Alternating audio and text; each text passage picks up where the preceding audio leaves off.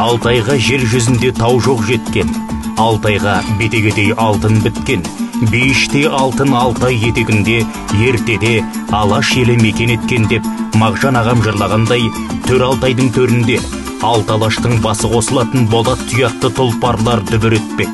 Қатон-Қарағай ауданында Шығыс Алтынтайы 2022 атты Қатон-Қарағай азаматтарының жүлдесіне арналған республикалық бәйгесіне шақырамыз.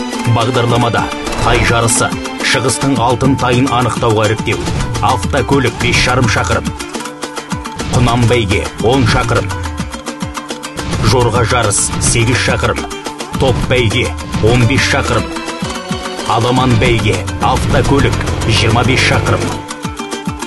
Ұлттық спорт түрлерінен аударыспақ, қой көтеру ұйымдастырылады. Өтетін орны Қатон-Қарағай ауылының ипподромы. 6 тамыз сағат 11:00-де дүбірлі додада шашасына шаң жұқпаған кіл жүйріктер жарысқа түседі. Қапы қалмаңыз. Түркі жұртының алтын бесігі ата жұрты саналатын төр Алтайдың төрінде жүздескен ағайын.